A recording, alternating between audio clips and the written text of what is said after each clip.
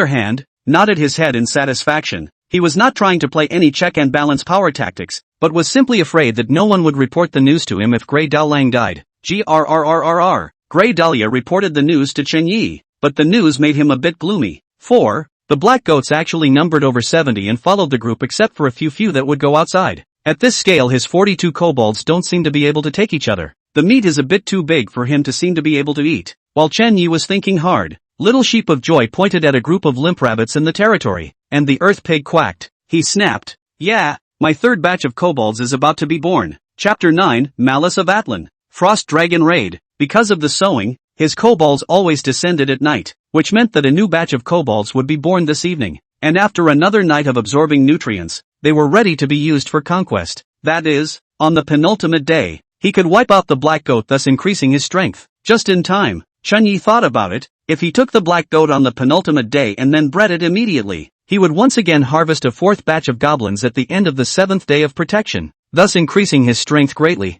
And he could obtain a lot of energy stones if he wiped out the black goats, and those energy stones should be almost enough for him to upgrade his territory in the Fountain of Nurture. Open the territory panel. Dark Kobold Territory. Territory level, LV1. Territory size, 300 meters. Territorial capabilities, provide minimal protection, with post-invasion message notification. Required for leveling up, 300 units of wood, 500 units of stone, 300 energy stones. Currently own resources, 73 energy stones, 340 units of wood, 200 units of stone. Open the Fountain of Conception panel. Dark Goblin Breeding Fountain, Unique Soldier Building. Initial level, 1. Number of kobolds that can be bred per day, 5. Current energy required for conception, 50. Materials required for promotion, 1 xenocrystal, 50 units of wood, 30 units of stone. Note, cunning creatures from the darkness of hell. Any creature that underestimates them will pay in blood. Beware. This vile creature ignores reproductive isolation, territory and the Fountain of Nurture.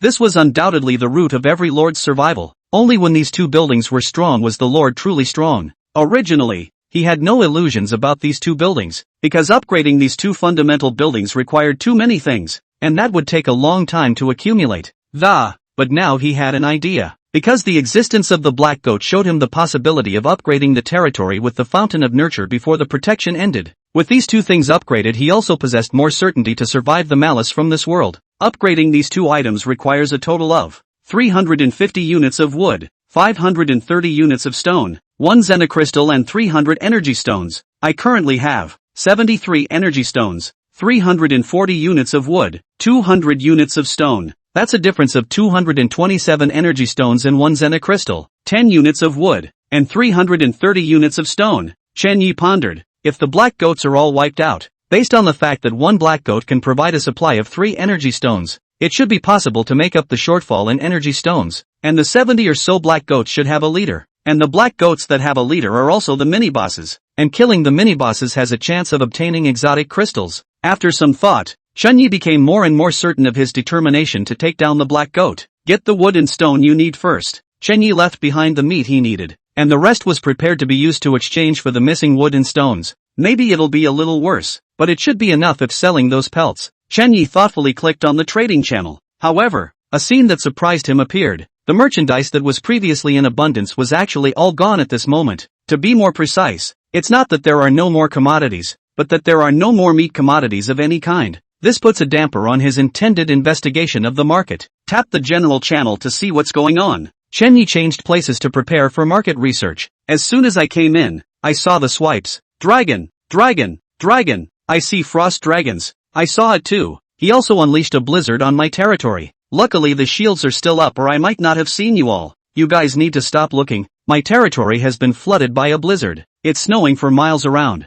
Has everyone seen the frost dragon? This can't be the malice of the Atlantean world, can it? If it's really a creature like a dragon, even if my troop type is silver, I'm bound to die. Upstairs, let's not talk about your soldiers being silver. I don't even have a chance of surviving in gold. I don't want to die yet. My bronze soldiers have skills. I'm the man destined to become the Lord King. Hold on. Let me interject. Has a frost dragon appeared in everyone's territory? Wait. And, let me interject one more thing. Is the frost dragon that appeared in everyone's territory the same one? Or is it different? I don't know. I don't think it's the same one, right? I'm looking at everyone's descriptions up there. The chat channel exploded with the appearance of the frost dragon. For a time, some people negatively lied down. some people calmly analyze, and some people panic everywhere begging and praying for powerful soldiers to take in, saying that they can bring their own soldiers to defect willing to be small. A frost dragon? What am I supposed to do if something like this does appear? Chun-Yi pondered for a moment, feeling to himself that he was currently no match for the frost dragon. Not to mention frost dragons, even those stringed species that were connected to dragons for an unknown number of generations possessed the quality of gold or even king rank. As for the frost giant dragon, it was likely a powerful existence at the saint rank, or subgod rank, bronze, silver, gold, king rank, holy rank, subgod, god. This is the information the lords received on how to distinguish the quality of the monsters of this world, and the mighty giant dragon clan was rumored to be of the lowest grade of king rank. Most of them were of the holy rank, and a very small portion of them were of the terrifying as hell subgod quality. Roar! A deafening roar woke Chun-Yi up. He looked up as a huge figure enveloped the sky, and the oppressive atmosphere was like doomsday. Phew! A lurid head with sharp angles, blue-white skin, sharp and strong claws, and a huge body of 100 meters with a great sense of oppression. The even more massive fleshy wings on top of the body occupied 1/3 of Chun-Yi's territory just by spreading out. Boom! Chun-Yi froze while the frost dragon actually tore down with that huge dragon claw. He subconsciously raised his hand to block, but he saw the shield create rippling waves and blocked the attack for him. It wasn't that he had forgotten about the existence of the shield, but that the huge dragon was really scary and even gave him the illusion that the shield wouldn't necessarily be able to withstand the opponent's attack. Luckily, the shield blocked it. Next, the frost dragon revealed a portion of anger, then rose high into the air to spit at the protective shield below. The powerful frost swept for kilometers around after being dispersed by the shield against it. The spitting went on for a long time, until the clouds began to gather and the sky turned gray and yellow, and then it waved its wings away. Chapter 10, The Coming Blizzard. 100 meters long, with 3 prismatic snowflake marks on its forehead. Is that what you see in the frost dragons? Chun-Yi memorized the characteristics of the other party and hurriedly sought confirmation from the comprehensive chat group. If it was the same frost dragon that was launching attacks on all the lords, it was harmless. After all, there were plenty of lords, and the other party didn't have the energy to kill them even if they wanted to. However, his expectations were ultimately dashed. No, the frost dragon I saw had 4 snowflake seals on top of its head and possessed a length of over 200 meters, enough to cover my entire territory with one open wing. That's not right. What I saw was a snowflake imprint, and it was only a few dozen meters long. I encountered a 6-piece seal, and the other party didn't even look at me, merely passing through my territory and being frozen. I came across the same 4 pieces. The crowd said one thing to each other, which caused Chun-Yi's face to gradually darken. Not one giant dragon. So that means there were many giant dragons attacking everyone at the same time? Then what's the point of playing a hammer directly from the 2 giant wolves of the novice trial to a frost dragon? This is simply the opening hell mode. He did make plans to try and capture a gargoyle, but it wasn't now. Just when Chun-Yi thought he was certain to die, one called Chen Mo at him and inquired, I encountered the same 3 snowflakes an hour ago. What time did you encounter them on? Chun-Yi replied, just now, a minute ago. Chinma, guess we're both in the same area then. Good luck. 1 area per gargoyle attack in the same area? Chun-Yi pondered for a moment. This seemed to be the good news amongst the bad news. It meant that the frost dragon wasn't rushing towards him alone, which greatly bought him room to survive and time to develop. Big boys, let me interject, urgently. Are there any warming facilities for sale? I'm freezing to death here from that dragon's ice. And me, I'll interject as well. It's been snowing in my territory since the frost dragon left. The shields only protect against attacks. This kind of natural disaster doesn't seem to care. I'm begging for a warming facility as well. Yeah, my territory is the same way. Is there any coal or anything? Or warm clothing too? The wood on my side of the party was not protected, and now I can't even raise a fire. Food. I want food. Does any big man have food? One man's words triggered a new crisis. Everyone's territory was hit by a severe blizzard after the frost dragon attack, and most people had no clothing or amenities to protect them from the cold. Frost dragons accompanied the blizzard, so it's no wonder there wasn't a single piece of meat in the trading area before. But it turns out everyone was hoarding. For a time, the meat as a whole disappeared. The trading area of the wood, coal is the price of crazy rise, and even more 20 units of wood actually sold 1 energy stone. Traders, simply traders. Chun-Yi cursed angrily while hanging up the extra wolf skins and rabbit skins he was holding for sale. 1 wolf skin, price tag, 2 energy stones. 2 soft-boned rabbit skins, price tag, 1 energy stone. 2 soft-boned rabbit skins, price tag, 1 energy stone. 2. Well, the rabbit's fur is a little small, but 2 of them would almost make warm pants. Other people sell 20 units of wood for 1 energy stone to only keep them warm for a while, and I sell 2 soft bone rabbit skins for 1 energy stone. That's reasonable, right? As for wolf skins can be much bigger than rabbit skins, and 2 energy stones is reasonable. Chunyi seized the opportunity to act as a crook once again. If you don't make money this time of year, do you want to wait until after the storm? Soon. The general chat area was a tirade of abuse, with the most cursed being the wood business and the fur business. And as a tycoon in the fur business, Chunyi bore the brunt of it. He wasn't the best soldier, but he had a lot of them, and most of the animals he hunted came with warm furs. This puts many gold quality, king quality bigwigs out of reach, as their troop types tend to be small in number. Although it was stronger than most bronze and silver soldiers, it could not be compared to Chunyi's 40 or so silver goblins, who possessed at most 8 of 10 hides in their hands, and Chunyi owns more than 50 of them. This includes 1 sheepskin for the best warmth, 4 wolf skins for a little less warmth, 2 pigskins for the worst warmth, and 30 soft-boned rabbit skins for medium warmth, but with smaller pelts. The sheepskin that had the best warmth effect was worn by himself, and the rest Chunyi intended to sell. However, it was not a one-time sale, but a batch sale. He still understands the tactics of hunger marketing. You lost a wolf skin and gained 2 energy stones. You have lost 2 soft-boned rabbit skins and gained 1 energy stone. You have lost 2 soft-boned rabbit skins and gained 1 energy stone. Although the crowd cursed, they were forced to purchase Chunyi's warm fur because they really couldn't carry it anymore. Temperatures are plummeting, having dropped from the normal 10s to -8 degrees and continuing to drop. The crowd cursed as they purchased the skins. Moments later fur sold out. People turned to wood, but saw the 20 units of 1 energy stone price tag instantly face black open cursing. People's fur sells expensive, well at least it lasts to keep you warm. Your disposable consumable would also sell so expensive. Your wood is made of gold. Don't buy it if you think it's too expensive. I've got wood that hasn't gotten wet in the house. Love it or hate it, poor bastard. Asterisk.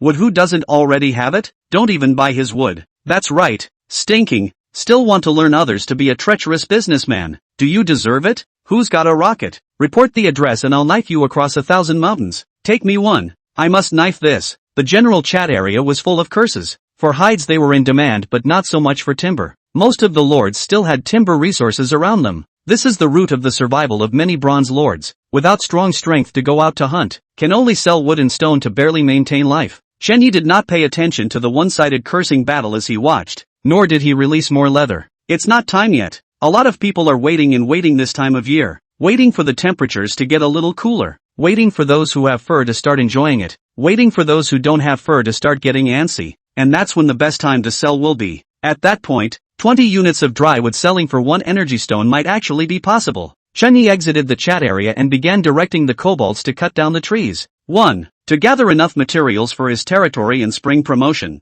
And 2. He needed to build a house. He didn't know how long the snow would last. He needed a warmer house, and the newborn kobolds that were coming would need shelter from the wind and snow. The blizzard cut off the sun and moon, and if there were no houses to keep out the constant blizzard, by the time the ground stiffened, the kobolds would have lost the last place to replenish their energy. Chapter 11. Target, Black Mountain Goatherd. The werewolf kobolds began felling the trees with their sharp claws and teeth, while the rest of the kobolds did the lifting and building. Under Chunyi's command, everything proceeded in an orderly fashion, with more than 40 kobolds working non-stop. A house covering an area of 100 square meters was erected at the time of darkness. The house was tall, expanding around Chunyi's original thatched hut to cover it. The reason Chunyi had built 100 square meters was also for the sake of the subsequent goblins that would be born. You won't be able to go out if you get any older. Chunyi busy everything out of the house to see the snow. The thickness of the snow has come to 20 centimeters. The temperature is even lower, to the point of outrageous. About the estimate should be 10 degrees below zero. Can't wait for daylight. Chunyi gazed at the falling snowflakes, which were really the size of goose feathers. His original plan had been to have new kobolds born tonight, then rest for the night until tomorrow when all the kobolds were adult before setting out to hunt the black goats. But it can't wait if it snows at the current level. In one night the snow would reach half the size of a kobold, or could flood the entire size of a kobold. And by then, let alone fighting, his kobolds would be drowned in snow as soon as they got out of the house. A new kobold has been born in your territory. The level of the fountain of nurture is too low, and your goblin can only fuse 1 genetic trait at the moment. The werewolf kobold is born. The cunning rabbit kobold is born. A newborn pigman goblin has appeared in your territory and has become your troop type by default. Speak of the devil. Just, not enough levels? Chunyi's brows furrowed. He had thought that the wolf goblins would give birth to even more powerful goblins after spawning seeding with the earth pig and the soft bone rabbit, but now it seemed to have been affected by the level of the spring water.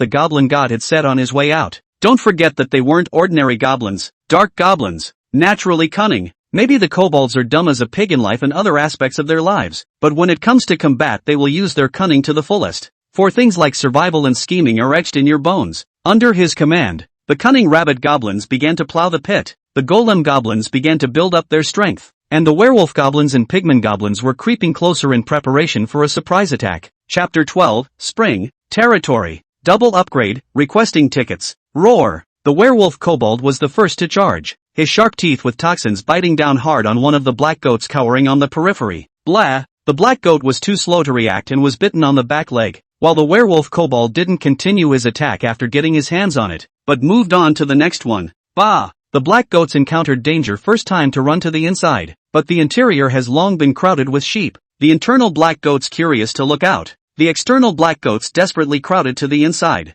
At this time, the black goat gave the era attribute of his attributes to the extreme, not even realizing the danger, but instead was very curious about what was going on outside and wanted to go out and take a look. Blah! The startled leader of the black goats rose with his head held high, being nearly 3 meters tall allowed it to get up and immediately eyeball the cause of everything. A couple of weird-looking gobblers. Doesn't seem right. A couple of weird-looking wolves. A couple of weird-looking pigs. Doesn't seem right either. Forget it. Blah! Couldn't figure out exactly who the visitor was, but the other party was already encroaching on their territory. With a call, all the black goats got up and stopped crowding, and except for a few injured black goats, the rest aimed at the kobolds and started to coalesce fireballs. Buzz! Black fireballs coalesced in the air, more than 70 shots of fireballs melting the snow around them just by molding. Boom boom boom! The fireball blasted at the kobold's location without mercy, but in the next second, the werewolf kobolds and dark kobolds ducked backward to hide inside the cave that the cunning kobolds had dug in advance. Buzz!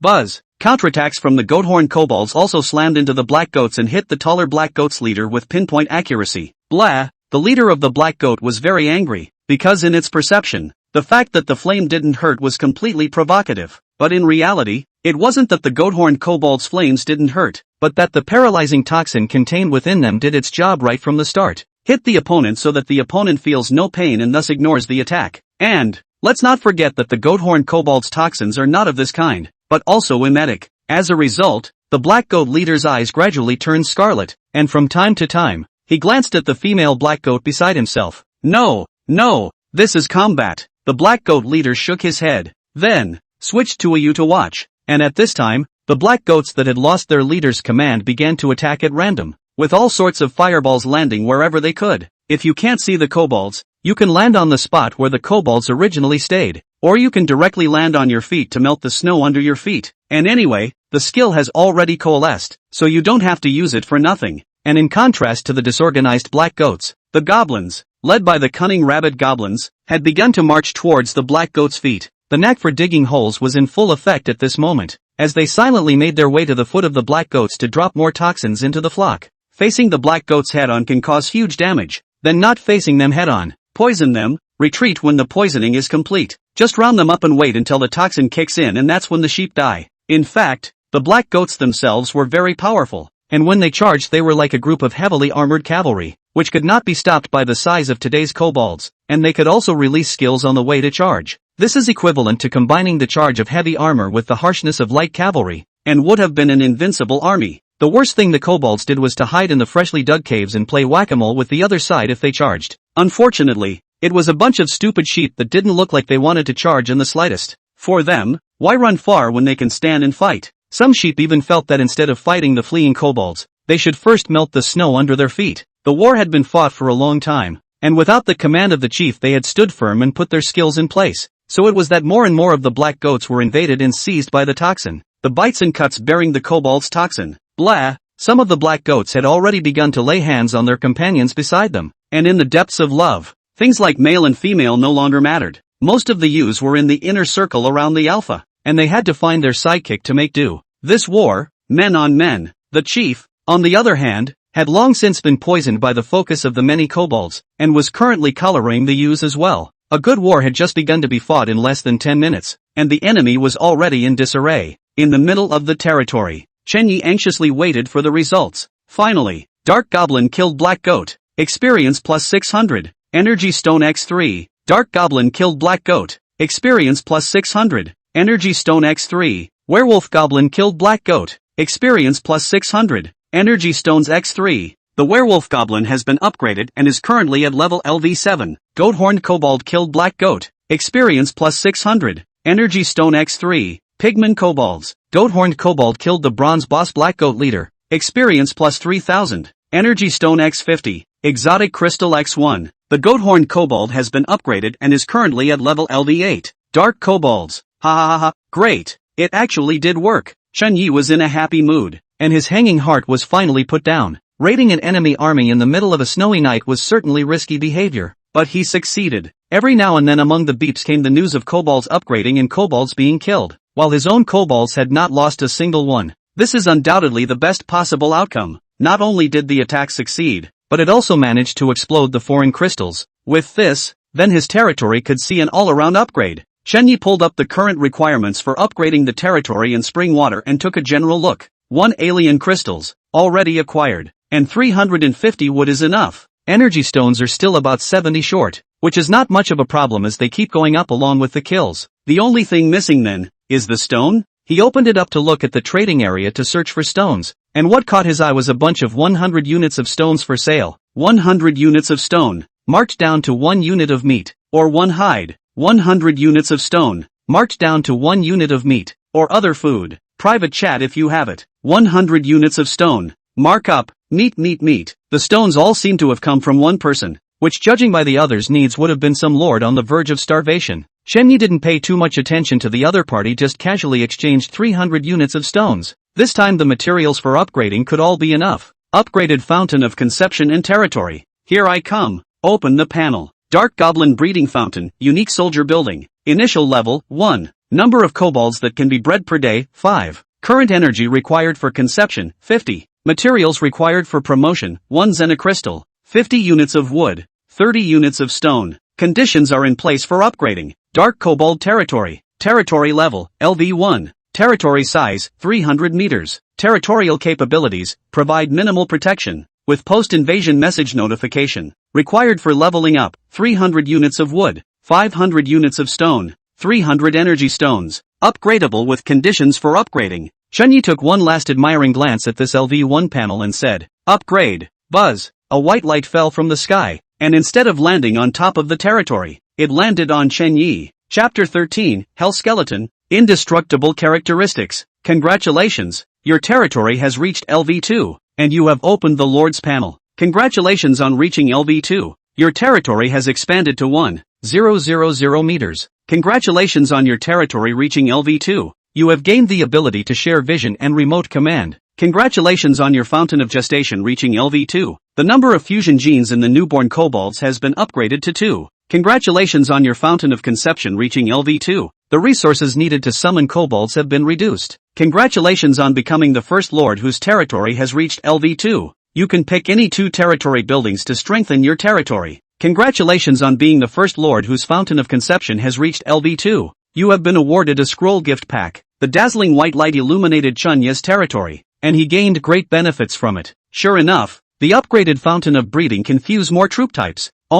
It's only 2. It looks like we have to keep upgrading if we want to fuse more genes. Chunyi had already fantasized about his own inquisitive goblin. If he fused the genes of various powerful creatures, would a creature even more powerful than a giant dragon appear by then? A bottom-of-the-barrel kobold. Backhanding a dragon? Chunyi thought back to the frost dragon that froze for miles with a single spit. And at the moment, he had already whited into a squeeze. It's exciting to think about it. In his delight, he saw something else that interested him. A lord panel? Am I also able to be powerful along with the soldiers? Curious, Chunyi opened the so-called Lord's panel. Name, Chunyi. Level, LV1. Attributes, 7. Freedom attributes, 5. Skill, remote vision sharing and command. You can briefly share your vision over your subordinate troops and command them in battle. The duration of the sharing depends on your mental power. Personal space, Exotic Crystal X1. Scroll Pack X1. Energy Stone X10. Free attributes. What does this one do? He tapped the attributes column, and then saw what looked like the games panel. Mental power, 3. Speed, 2.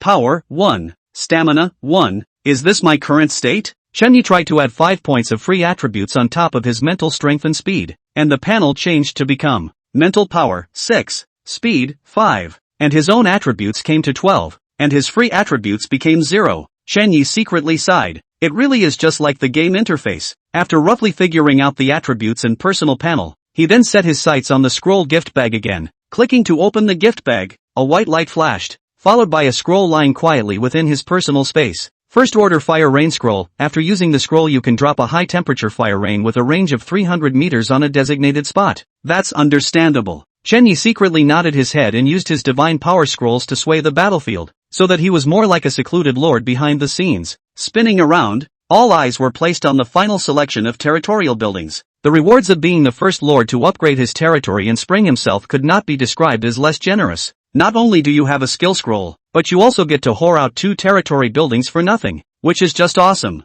The attack of Atlan's Will was 2 days away, and while everyone was trapped in their homes by the blizzard and struggling to protect themselves, he was improving his strength at a rapid pace. A large range of skill scrolls, and 2 territory buildings. These were huge enough chips to sway a battle to victory. Let me see what the buildings are. Chen Yi opened the building to pick, and there were more than a dozen types that met his eyes. Archery towers, moats, stone and brick walls, forts, housing colonies, large crossbows, blacksmith stores, apothecaries. After some careful thought, Chen Yi chose a stone brick wall and an arrow tower. One of these 2 will give you defense when the shield is gone, and the other will give you a wide field of vision. As the saying goes, stand tall and see far. What the lords need most when they are behind the scenes is information and intelligence, so the arrow house is a must. In fact, even if he didn't offer this reward, he would have built a high enough platform to widen his horizons within the past 2 days. As for the other moat that got itself going, this thing isn't really that difficult. If I remember correctly, the upper reaches of that river after the territorial expansion should have been generalized in my own territory, and I only needed to divert the flow to make a moat.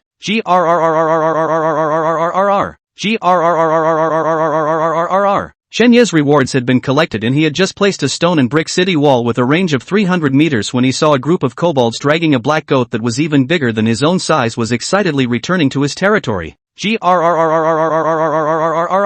kobolds appeared to be very fond of the walls. To them, this was the big house. They had the big house now. The other side. In the middle of a red blizzard, there were many broken black skeleton corpses mixed in. The snow was dyed red, and black corpses and bones were sprinkled everywhere. The snow, which should have been white, was instead occupied by black and red, the black of which was the corpses of the hell skeletons while the red came from the blood of the grey-furred giant wolves. In the center of the battlefield, there was a huge corpse of a demon wolf lying. Luckily it took. A young girl inside a cabin standing on a high slope breathed a sigh of relief. In order to take down this giant wolf pack of 40 she had worn down her opponent for 4 days. During these 4 days, she had continuously attacked the Wolf King's lair relying on her hell skeleton's indestructible trait. And finally, today, she wore down its last guard and managed to decapitate the Wolf King. With the foreign crystals in hand, along with the wood and stones collected earlier, we'll finally be able to upgrade the Fountain of Conception. Ahongi looked thankfully at the field of broken bones not far away. She was thankful that her troopers had killed the Wolf King at the last minute,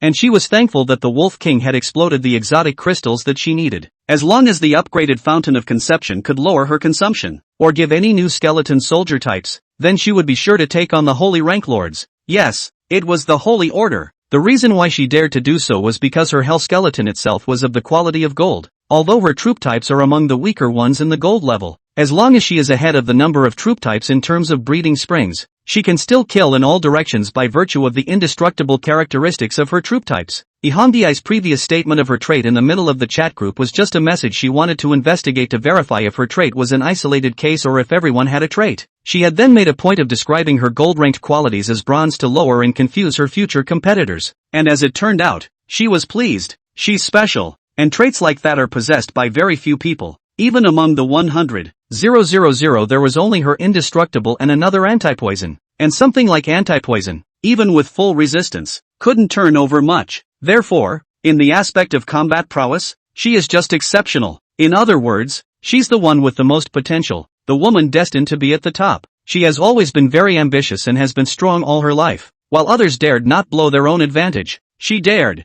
No one else dared to go out hunting, but she did. No one else dares to mess with the beast boss, but she still dares. And so far, all the decisions have worked out for her in varying degrees. It made her ambition explode, and she was already nurturing her next crazy plan. From the very beginning, she hadn't put the Aborigines here in her eyes, and in her opinion, her only opponents were the lucky ones who had awakened the saint-ranked troop types or the sub-god-ranked troop types. Ihongdi's last look was towards the broken skeletons not far away. The skeletons had been broken once a day in order to wear down the Wolf King, and now, it had finally come to a head. Thank you for your contributions to me. Next, let me level you up. Buzz. White light flashed across Ihongi's body, and she had a very comfortable expression as her entire body swam freely in the ocean. Congratulations on your Fountain of Conception reaching LV2. You have obtained. You are the third lord to upgrade the Fountain of Nurture to LV2. Congratulations on receiving a small gift pack of scrolls. What?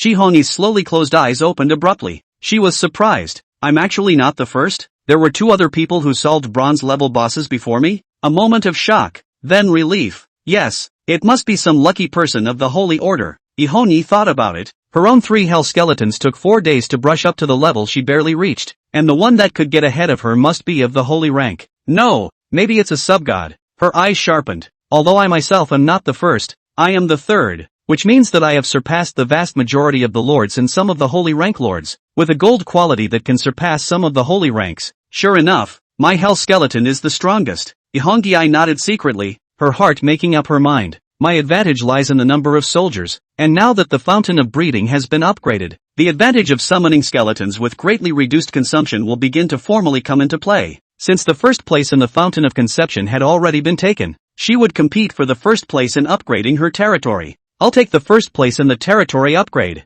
Chapter 14, this guy is really good. Congratulations, you have become the second lord to upgrade your territory, and you have gained the power to pick any one of the territory's buildings. The second one? Then he looked at the alert panel with a frown, and he was actually the second one. He, manhwa, had been in business since the moment he came into contact with this thing, and it took all sorts of begging, and fooling before he could scrape together 300 energy stones at the last minute to use for upgrading his territory. But now you're telling me that I'm second? And who's number one? His heart sank. He was still second even with this much effort. That also proved that the first was hidden deeper than himself, most likely some holy ranked lord. That's not right. Although Holy Order lords have powerful soldiers, they tend to have harsh requirements for summoning. Apart from the complementary soldiers at the beginning, there shouldn't be anyone who can gather the conditions for a second summoning yet, right? Manhwa recalled all the information he knew. During this time he made hundreds of deals, mostly losing money but gaining a lot of tidbits of information in his chats with various powerful lords. Those who could trade privately with him were powerful lords of notable strength, and most of the lords would be embarrassed after taking advantage of themselves, thus informing him of some tidbits of information under his guidance. He, in turn, organized these tidbits of information for sale and ended up earning the current 300 energy stones himself. But according to his organization, no one should be able to gather 300 energy stones at this time of the year. If there was no blizzard perhaps, Lord Hyper, Lord Kate, or, no. Then he shook his head. If there was no blizzard these people might be able to meet the requirements, but now that the blizzard was coming, it was absolutely impossible for them to meet it. It's hard to believe that someone amongst our group possesses the sub-divine soldier type. Manhwa's breath caught in his chest and his heart beat faster at the thought, and there was only one thought in his mind. Find him and please him. Be sure to hold on to your thighs. But how to find each other? Right, the trade channel and the chat channel. Manhwa thought of this and hurriedly opened both channels to scout for anything special, and sure enough, he found something. Wo Lun Yang, Lulun Yang, Mama. Someone is selling mutton and sheepskin. Incoming shipment. Brothers, charge. Holy, there's actually boss meat for sale. Did this person decimate a tribe? No way. Tribal creatures can be very united, and have a minimum number of 20 or more. Whose troop can reach 20 or more in just a few days? Holy, really? Asterisk.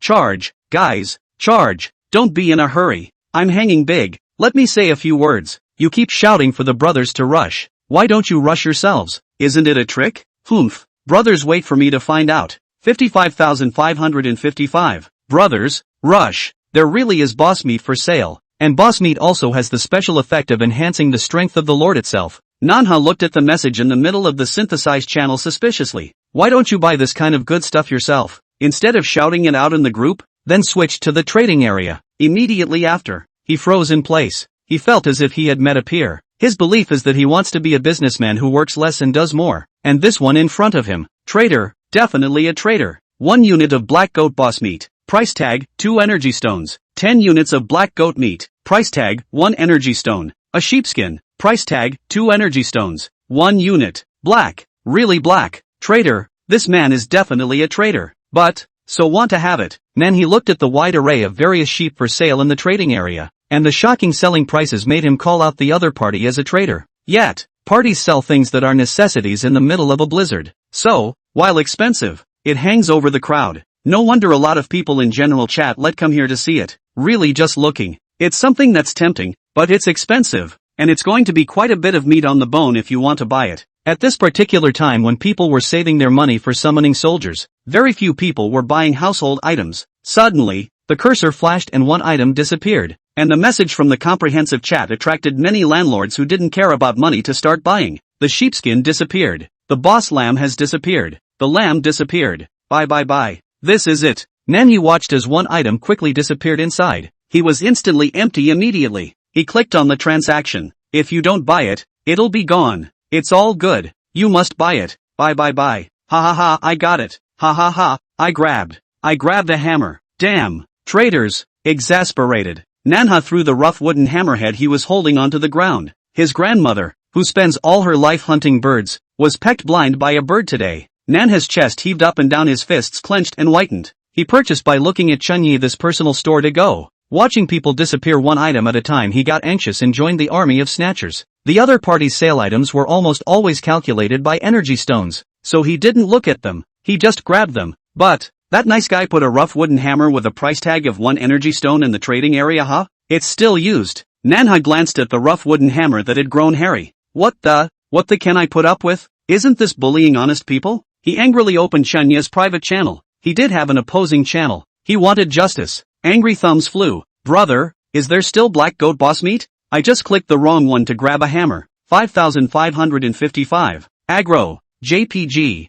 Chunyi. Someone actually did buy it? I'm just trying to see if there are any wrongdoers. And there actually are? Chunyi expression is very wonderful. Wonderful not only is someone to act as a wrongdoer, or the other party was tricked actually not to scold themselves, but to beg for their own still have not? This guy is still weirdly good. Chunyi was a bit happy, but reaching out was not a good idea. Not to mention that he had just fooled people, and instead of getting angry, they were still discussing with him in a nice way. Just as I was about to reply, another ID sent a message. Leah Michelle, may I ask if the meat of the black goat boss is still available? I'm willing to trade it using exotic crystals. Chapter 15, 3 subgods in front of me? Exotic crystal trading? A message from the other party instantly captured Chenya's heart. Possessing a foreign crystal also meant that the other party had killed the boss. But how could there be a lack of meat after killing the boss? Can it be that this meat has a hidden role other than increasing one's own experience, which can give the lord a quick upgrade? The other party's high price caused Chunyi to hesitate for a moment. Could it be that this thing was actually very precious? Chunyi tried to reply. I want 2 foreign crystals. Michelle on the other side was surprised. You have 2 boss blood and flesh? Chunyi answered truthfully. No, Michelle. She wanted so badly to reply to the other person with, I'm blind not stupid. The reason why she was willing to exchange the ice crystals for the boss's flesh and blood was because her soldier type was special and needed to purify the flesh and blood in order to accumulate summoning energy values. The only reason she had the foreign crystal was because she had managed to summon her first soldier only after she had managed to snatch the blood and flesh she needed in the previous rush. Exotic crystals, on the other hand, are companion items that soldiers carry with them at birth. First of all, she's not a cutie, and secondly, she didn't have any more exotic crystals. Strongly holding back the flames of anger in his heart, the towering mountain peaks gradually calmed down. She replied, 1 ice crystal for the flesh and blood of a boss. You can trade if you agree. Chunyi thought for a moment. 2 ice crystals for a boss blood and flesh. Don't think I don't know the secrets of boss blood and flesh. Michelle, has this man misunderstood something? What secret can boss's meat have? Isn't the system description above clear enough? The blood and flesh of a boss can increase the experience value of the lord itself to a certain extent. The calm towering peaks were once again shaking in flames. Michelle replied,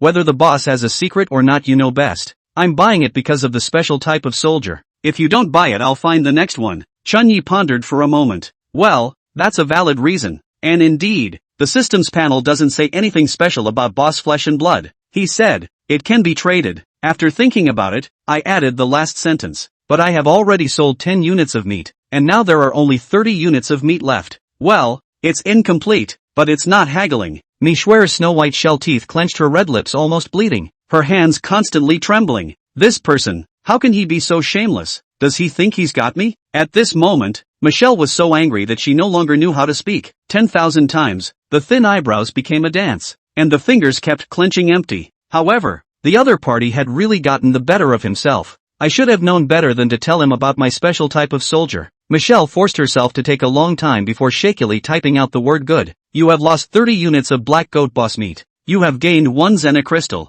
Chunyi stretched greatly. In this world, there are still many good people. Open the panel. Dark Goblin Breeding Fountain, Unique Soldier Building. Initial level, LV2. Number of kobolds that can be bred per day, 10. Current energy required for conception, 50. Materials required for promotion, 5 xenocrystals, 30 units of wood, 300 units of stone, 100 units of purified water. Note, cunning creatures from the dark abyss. Any creature that underestimates them will pay in blood. Beware. This vile creature ignores reproductive isolation. Dark Kobold Territory. Territory level, LV2. Territory size, 1000 meters. Territorial capabilities, post-invasion message notification. Provide wall protection. Provide view of archery towers. Requirements for leveling up. 1. 000 units of wood. 2. 000 units of stone. 1. 000 energy stones, and at least 3 territorial buildings. Currently has resources. 40 units of wood, 20 units of stone,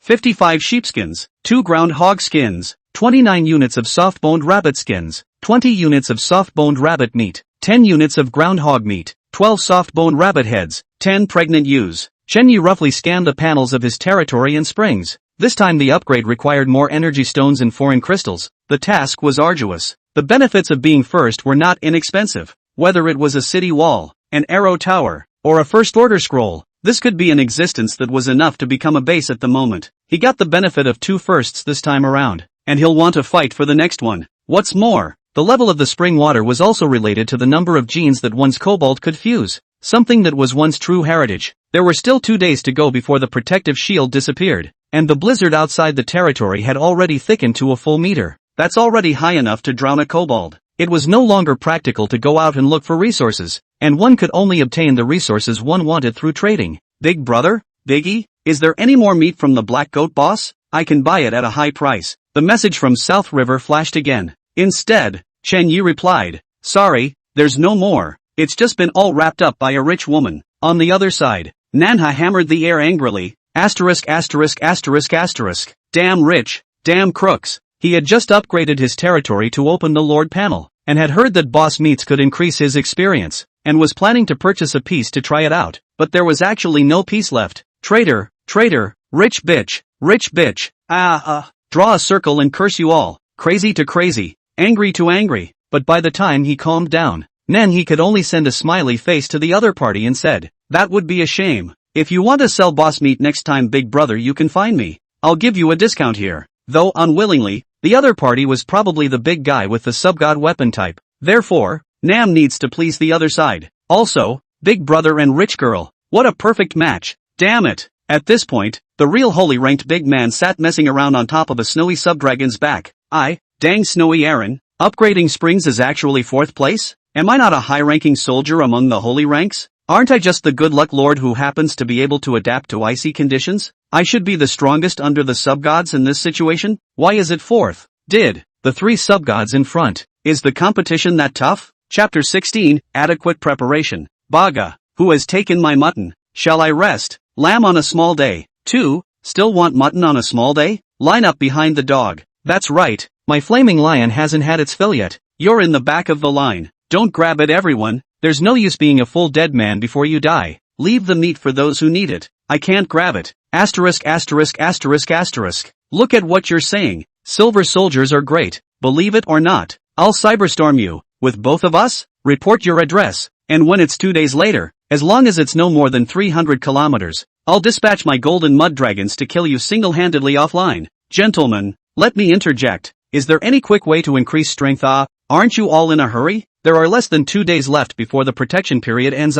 What's the hurry? I've built a 3-meter high wooden wall, and with my 12 militiamen, I should be able to get through the crisis. No way. It's snowing. How did you build that? Before the snow, I thought of digging wood to get energy stone to come. More wood is idle. So I built something. But it can't be covered now. Starting to be active in chat with everyone unable to get out because of the blizzard seemed to be the only warmth in the middle of the cold white. Others numbed the cold in their bodies with chatter. After all, not everyone could get something like fur, and something like energy stones were not enough to develop soldiers. The chat area was lively, but it wasn't just the chat area that was lively. Wrapped up under his sheepskin sweater, Chen Yi sipped his hot tea and watched the chat channel and his nearly blown up friend request. Gu Xiaoyu attached a message. Brother, give him meat to eat. Xiaoyu is really starving. I have a lot of stones. I have whatever stones you want. Su Qingyin attached a message. Chen Yi,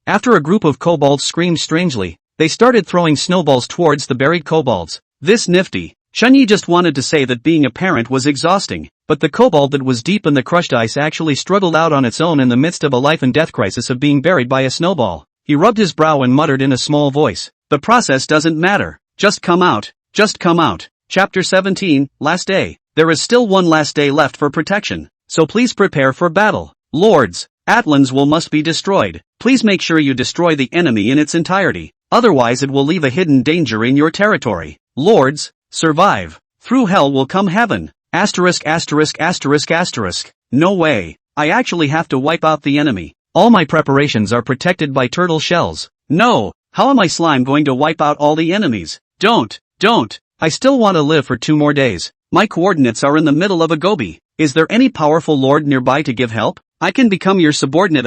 The Warrior Alliance is recruiting all kinds of powerful lords, and looks forward to your joining. Poor weaklings not wanted. It's okay, what's coming will come. I'm ready. My fiery lions have adapted to unfurling their flames in the middle of a blizzard over the past few days. The Golden Alliance is recruiting all types of lords, whether strong or weak. You are welcome to join. Please be aware that certain dues are required. Added. I'm just an outsider to the Golden League and have no authority to decide on fees. Also, I'm sexually normal. Don't ask why. As the night passed, the system's beep sounded and the crowd went crazy once again. All knew that this day was coming, but the actual arrival was still hard for the crowd to accept. It's the equivalent for some lords with trashy soldiers or little to no conditioning to prepare for it, as you've just consoled yourself, but then immediately have someone personally remind you that you're about to die is the same thing. Even with all the mental building you can do, you'll still be afraid of death. Looks like today is destined to be a sleepless night. Chenyi looked at the crowd in the chat area, which consisted of people who were devastated and others who were excited. Some of the powerful gold level,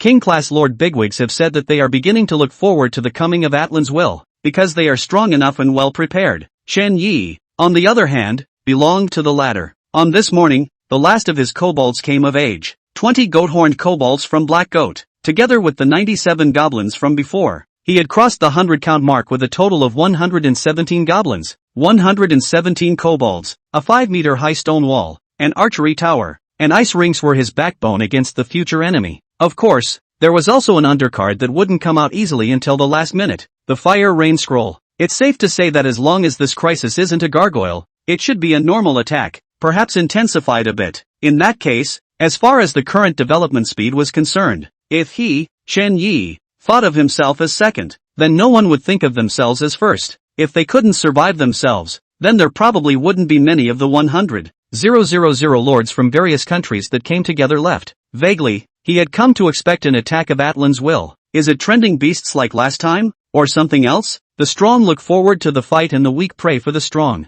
Unlike Chen Ye's confidence, many people were not confident at all. Of course, this does not exclude the existence of a third special kind. The big-hearted ones always find their way through a crisis. Goddess.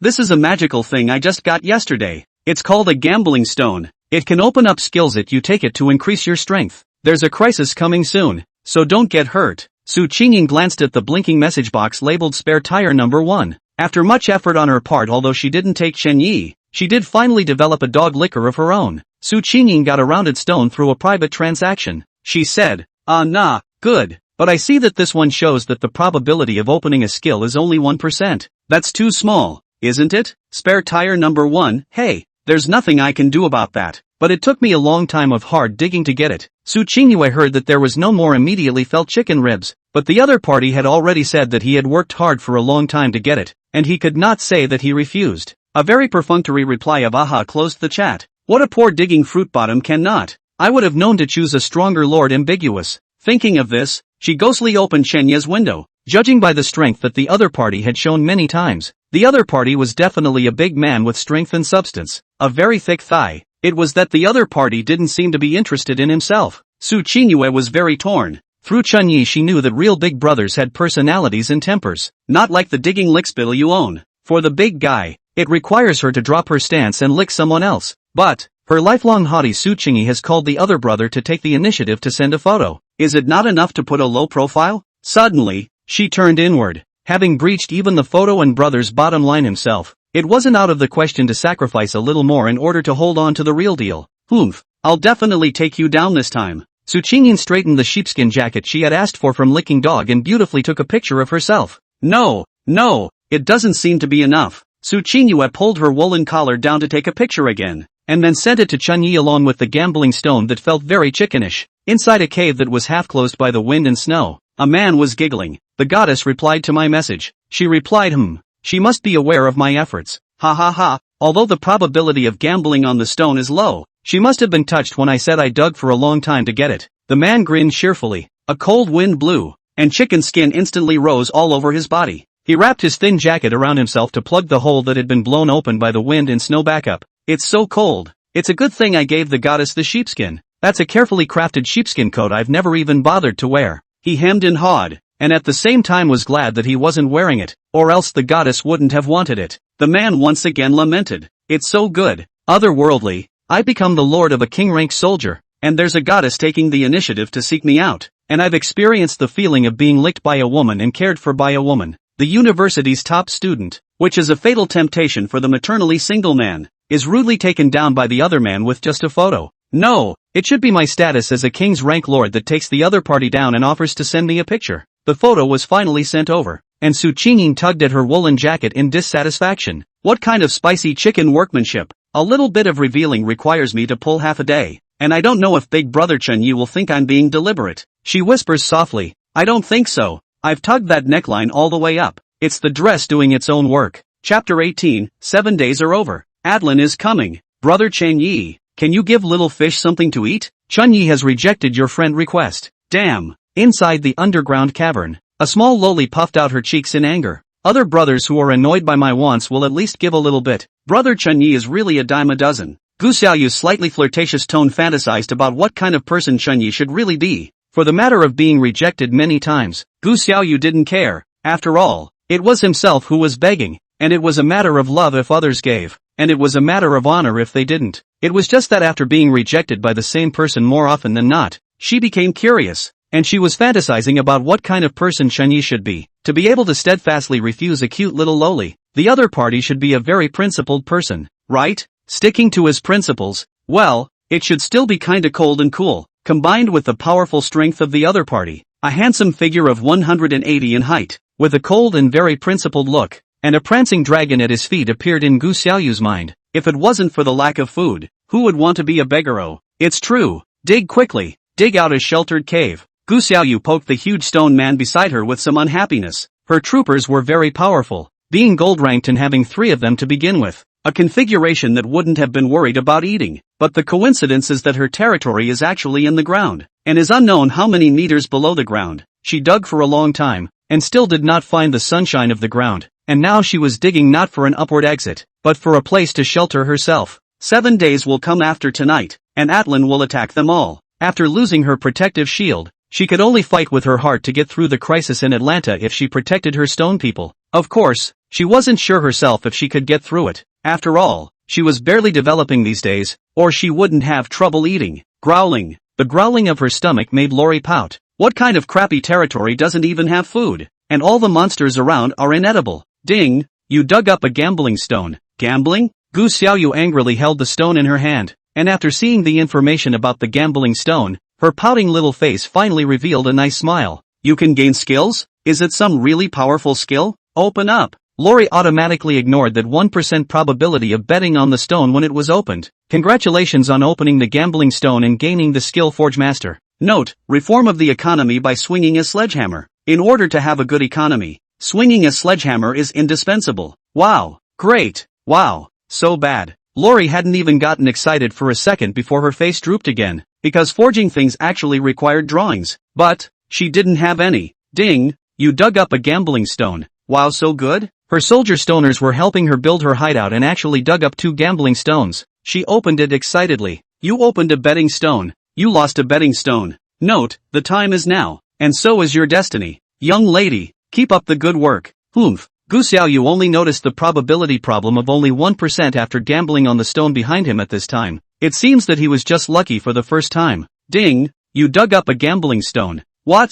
Another piece? Open. You opened a betting stone. You lost a betting stone. Note, see, I told you not to gamble. Gu Xiaoyu. Ding, you dug up a gambling stone. Ha, open up. it was too late to lose it, and the stoner actually dug up another gambling stone. You opened a betting stone. You lost a betting stone. Note, a little gambling is good for the soul. A lot of gambling hurts the body. Joe, stop. Sometimes it's not the betting stone that kills. It's the docket of the system. Cock. Gu Xiaoyu angry upper teeth bite lower teeth slightly baby fat face reveals milk fierce look. I just don't believe it. There must be more. Ding. You dug up a gambling stone. Ha ha ha. I knew there was more. You opened a betting stone. You lost a betting stone. Note, betting on dogs doesn't end well. Like you. At the moment, Gu Xiaoyu's mood at the moment was like a roller coaster. From a few drops followed by an exciting long downhill slope with no end in sight. Indeed, there were still gambling stones, many more, and she had even seen them buried below. However, every time it is opened,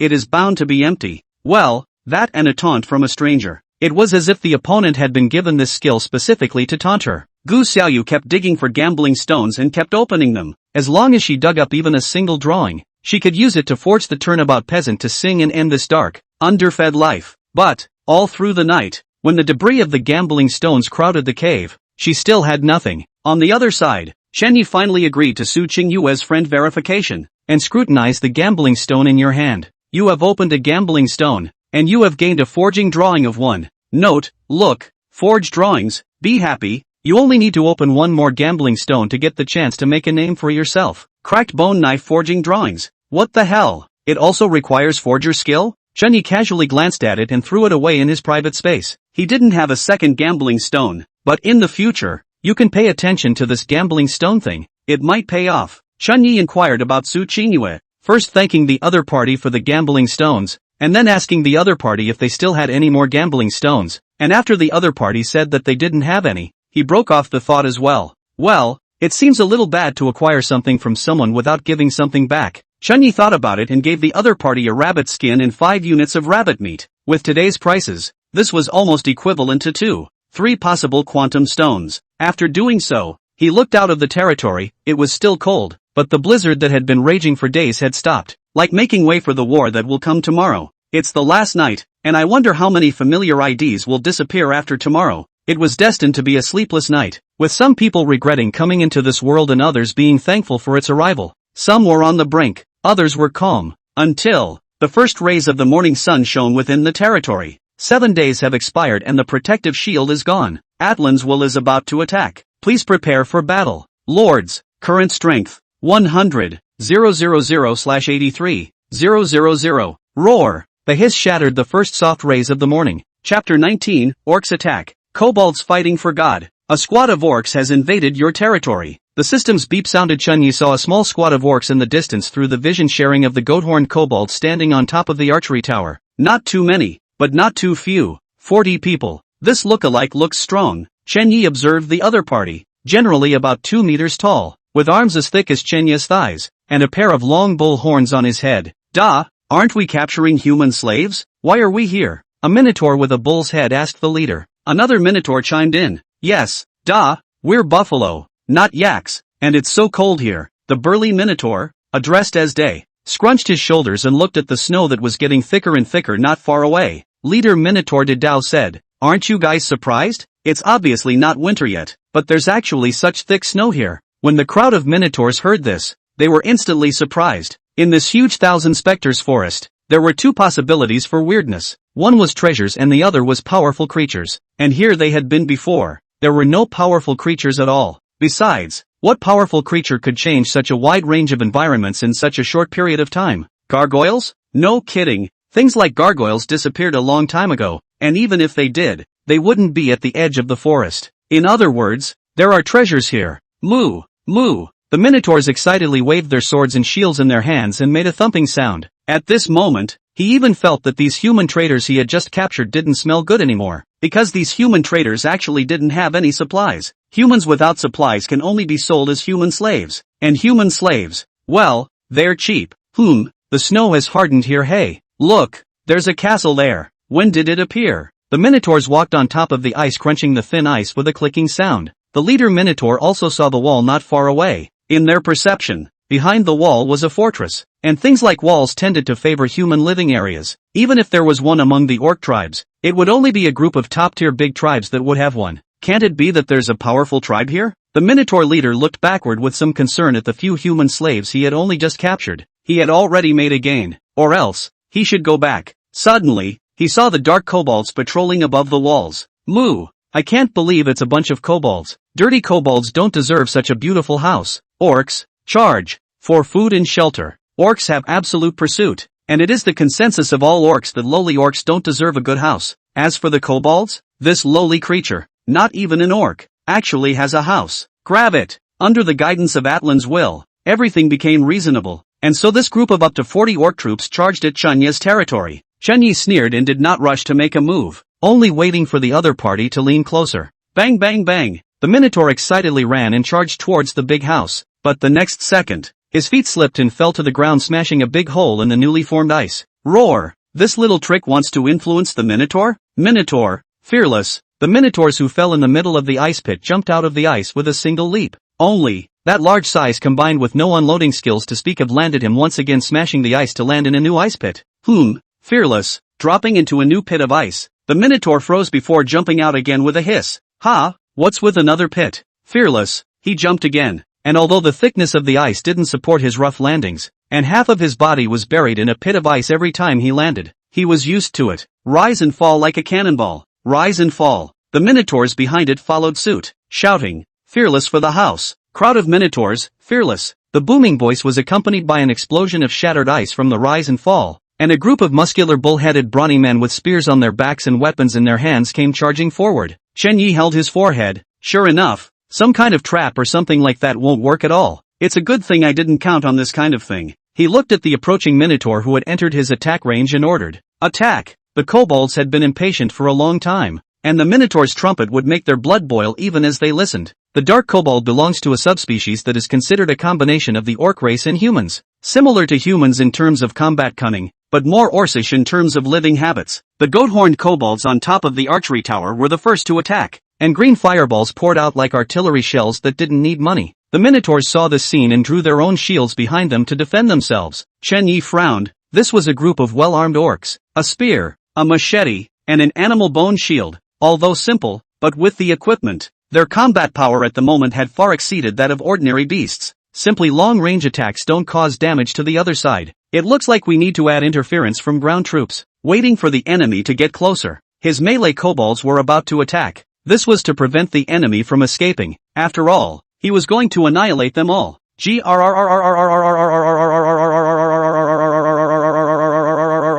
Looking at the Minotaurs who were getting closer and closer and shouting under their breath for the house, the kobolds were lost in thought. They were for the house. What are we for? Once it comes to knowledge about life, their wise brains become retarded. The dark goblin said, "Let's just shout for the boss, shall we? Boss is a god." The cunning rabbit kobold scratched his head. For god? But what is a god? The pigman kobold waved his hand. Whatever. I knew the boss was a god from the moment I was born anyway. Werewolf goblin, pigman is right. The kobolds looked at each other. God, God, God. They followed the orc's example of leaping down in a single bound, shouting, "For God, for God, God, God, God, for the house, for God." Both sides of the horses and men with loud slogans turned instantly and ran into each other. Bone knives and machetes clashed, sending out metal sparks. Chapter 20, Wiped Out? The dark kobold, being the only one with a weapon of war, was the first to carry his bone weapon and collided with the rough machete of the orc. There was no doubt that the dark kobold was jerked away. He was far inferior to the Minotaur in this aspect of strength. The rest of the kobolds immediately changed their strategy when they saw this,